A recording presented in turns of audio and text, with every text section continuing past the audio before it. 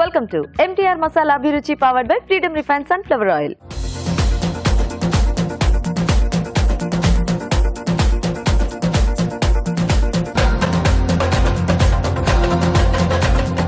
Okay అండి, మరి veg Manchuria తయారీ విధానం చూసారు కదా. ఇప్పుడు నెక్స్ట్ వెరైటీ చూద్దాం. సో లావణ్య గారు రెడీయా? చింతకాయ మెంతి పులుసు కదా. ఓకే, మరి చింతకాయ మెంతి పులుసు కావాల్సిన పదార్థాలు ఏంటో చూద్దాం. చింతకాయ మెంతి పులుసు తయారు చేయడానికి కావాల్సిన పదార్థాలు: చింతకాయలు 100 గ్రాములు, మెంతులు 1/2 టీ స్పూన్, కందిపప్పు 1 టేబుల్ స్పూన్, శనగపప్పు 1 టేబుల్ స్పూన్, పెసరపప్పు 1 టేబుల్ స్పూన్, మినపగుళ్ళు 1 టేబుల్ స్పూన్, ఎర్రకందిపప్పు 1 టేబుల్ స్పూన్, నువ్వులు 1 టేబుల్ స్పూన్, పోపు దినుసులు 1 టీ స్పూన్, జీలకర్ర 1 టీ స్పూన్, ఉప్పు తగినంత, పచ్చిమిర్చి 4, ఎండుమిరపకాయలు 2, కొత్తిమీర కొద్దిగా, నూనె 3 టేబుల్ స్పూన్లు, కరివేపాకు 2 రెమ్మలు. ఓకే, మరి చింతకాయ మెంతి పులుసు కావాల్సిన పదార్థాలన్నీ చూసారు కదా. లావణ్య గారు స్టార్ట్ చేద్దామా? స్టార్ట్ చేద్దాం. కందిపప్పు. సో ఈ పప్పులన్నీ ఏంటి ఫస్ట్ వేయించుకోవాలండి. ఇది శనగపప్పు, ఓకే, ఎర్ర కందిపప్పు, కందిపప్పు, శనగపప్పు, ఎర్ర కందిపప్పు, పెసరపప్పు, మినప్పప్పు. ఓకే, ఇది వేయించుకోవాలండి. ఈ పౌడర్ అంటే మనము పులుసులో కలుపుకోవాలండి. ఇది కొంచెం చిక్కదనం అట్లా వస్తుంది మనకి. టేస్ట్ కూడా యాడ్ అవుతుంది. సరిపోతుందా? సరిపోతుంది.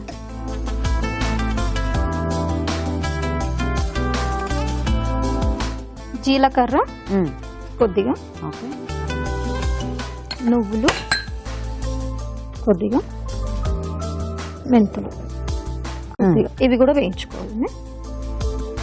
సో ఇవి కూడా దాంట్లో వేసేసి పౌడర్ చేసుకోవచ్చు. కట్టేద్దామా? కట్టచ్చు.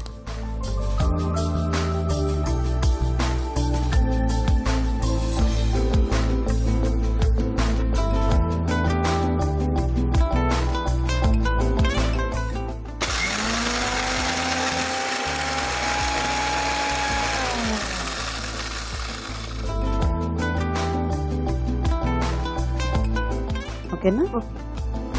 ఆ బౌల్లోకి తీసేసుకుంటారా? సో ఇప్పుడు ఇంక పోపు పెట్టేసుకోవటమేనా మనకి? ఇది చింతకాయ ఉడికించి రసం తీసుకుందండి. ఇది పక్కన పెట్టుకోవాలి. గుజ్జు అదంతా తీసేసి పక్కన పెట్టుకోవాలి. ఈ పౌడర్ ఉంది కదండి, ఇప్పుడు మనము కందిపప్పు అవన్నీ పౌడర్ చేసుకున్నాం కదా, ఒక 2 స్పూన్స్ వేసుకోవాలి. ఎందుకు ఇక్కడ ఇట్లా ఉడికేటప్పుడు వేసుకుంటాం కదా, టేస్ట్ రాదండి. అది వేరే టేస్ట్. ఇది ఇంతేనా ప్రాసెస్? ఓకే, సో ఇది సాల్ట్ వేసుకున్నాం. ఇది మీరు ఎక్కడ నేర్చుకున్నారు వంట? మీ అమ్మగారు? ఓ, ఈవిడ దగ్గర. ఓహో, మీరు ఎక్కడ నేర్చుకున్నారు ఈ పులుసు? ఇంకా మా అమ్మ వాళ్ళు, మా అత్తయ్య వాళ్ళు చేస్తూ ఉంటారు కదా అనిపిస్తోంది. అంటే సీజనల్ కదా, ఇప్పుడు బాగా చేస్తుంటాం కదా. సో చింతకాయలు దొరికినప్పుడు ఇలా చేసుకుంటూ ఒక 2-3 రోజుల వరకు కూడా నిల్వ ఉంటుంది. ఓకే, సో ఉండలు లేకుండా కలిపేసుకోవాలా? కొద్దిగా ఆయిల్ వేసి. అంటే బయట పెట్టేసిన నిల్వ ఉంటుందండి? ఫ్రిడ్జ్ లో బయట పెట్టేస్తే 2 డేస్ వరకు ఉంటుంది. ఫ్రిడ్జ్ లో పెడతామంటే 4 డేస్ వరకు ఉంటుంది. పోపు దినుసులు. ఓకే, సో ఇంకా ఇందులో మనకి ఏమి కూరగాయలు అట్లా ఏమి యాడ్ చేసుకోమా? అవసరం లేదు మనకి. ఇంకా దాంట్లో ఇంకొక 1 డే 2 డేస్ అయిందంటే పచ్చిమిరపకాయలు వేస్తాం కదా, అవి తింటుంటే చాలా పుల్లగా బాగుంటుంది. సో పచ్చి పులుసు లాగా అనమాట. ఓకే, ఎండుమిర్చి 2.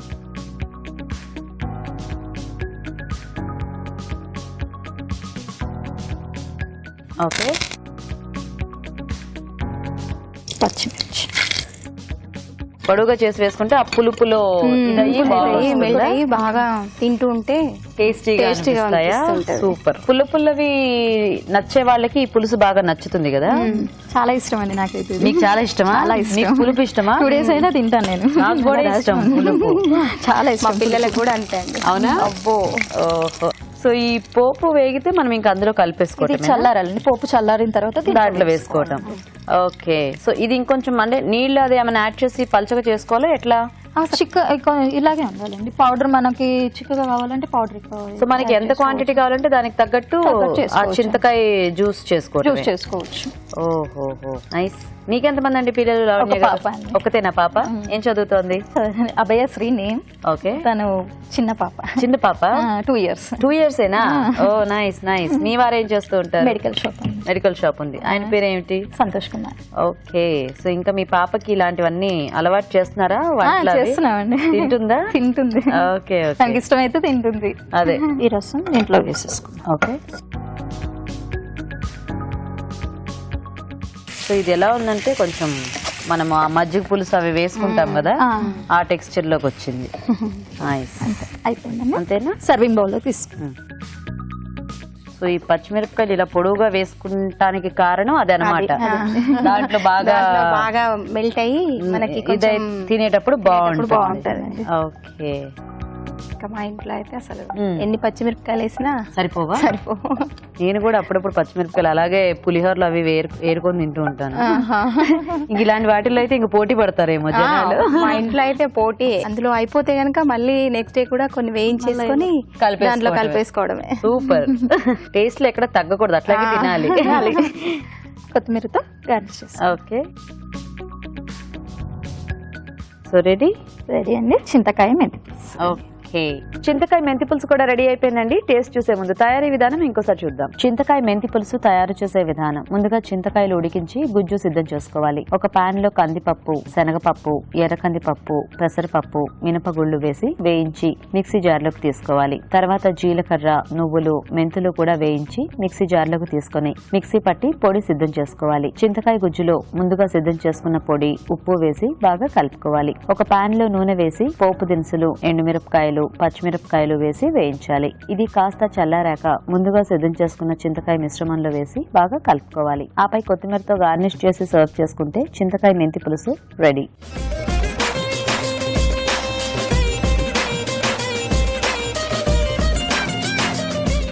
ఓకే, మరి చింతకాయ మెంతి పులుసు తయారీ విధానం చూసారు కదండి. రాజు గారు కొంచెం పప్పుల పొడి వాడి డిఫరెంట్ గా చేశారు.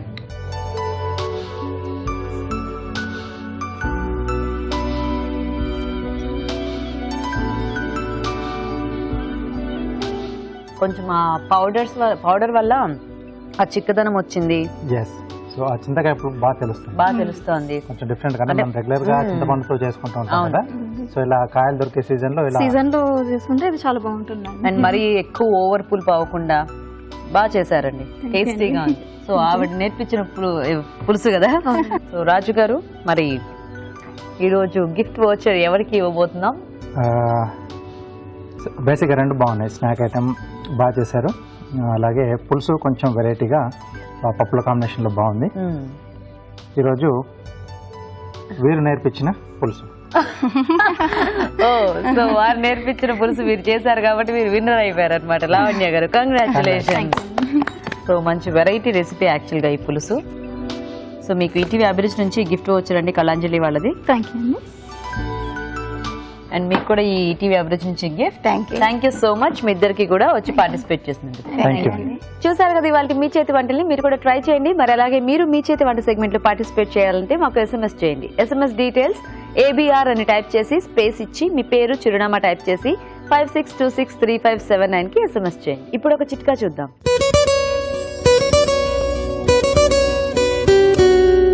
ఇప్పుడు మీకోసం మరో చిట్కా. మామూలుగా మనం ఏ వస్తువు ఎక్కువగా వాడినా కూడా వాటి పనితనం అనేది తగ్గిపోవడం, మొద్దుబారిపోవడం అదంతా సహజమే. మళ్ళీ సానపట్టి ఎప్పటికప్పుడు ఫ్రెష్గా తయారు చేసుకుంటూ ఉండాలి కదా. అలాగే కత్తులు, చాకులు కూడా. ఇంట్లో కత్తులు, చాకులు, కొడవళ్ళు ఇలాంటివి మొద్దుబారిపోతూ ఉంటాయి ఒక్కోసారి. వీటిని వంట రూమ్ గట్టు మీద కాస్త సాల్ట్ వేసుకుని, ఉప్పు రాళ్ళు వేసుకుని దాని మీద సానపట్టినట్లయితే మళ్ళీ కొత్త వాటిలాగా బాగా పదునుగా తయారవుతాయి.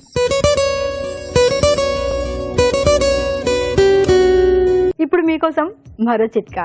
కంద, చేమదుంప ఇలా దుంపకూరలు ఏవైనా సరే వాటికి జిగురు అనేది కాస్త ఎక్కువగా ఉంటుంది. అలా కట్ చేసి వెంటనే కూర చేసుకున్నాం అనుకోండి, ఆ జిగురు త్వరగా పోదు. ఇలాంటప్పుడు వీటిని కట్ చేసుకున్న తర్వాత కాసేపు పెరుగులో కనుక ఉంచి దాని తర్వాత కూర కావాలంటే కూర, ఫ్రై కావాలంటే ఫ్రై, ఏదైనా చేసుకోవచ్చు. అలా చేసుకున్నట్లయితే ఈ జిగురు అనేది పోతుంది, త్వరగా ఉడుకుతుంది, దాంతోపాటు టేస్ట్ కూడా పెరుగుతుంది. ఇప్పుడు మీకోసం మొదటి చిట్కా. బొప్పాయి ఆరోగ్యానికి చాలా మంచిది. ఆరోగ్యాన్ని కాపాడడంలో బొప్పాయి పాత్ర గురించి ప్రత్యేకంగా చెప్పక్కర్లేదు. మరి సౌందర్య పోషణలో కూడా బొప్పాయి పాత్ర చాలా ప్రత్యేకంగానే ఉంటుంది. ఎలా అంటారా, బొప్పాయి బాగా పండిన తర్వాత ఆ గుజ్జు తీసుకుని ముఖానికి, మెడకి, చేతులకి అంతా మృదువుగా మర్దన చేసుకుని ఒక 15 నిమిషాల పాటు అలాగే ఉంచి దాని తర్వాత శుభ్రంగా వాష్ చేసుకున్నట్లయితే చర్మ రంధ్రాలన్నీ కూడా పొడుకుపోతాయి. అలాగే చర్మం కాంతివంతంగా, ఆరోగ్యంగా తయారవుతుంది.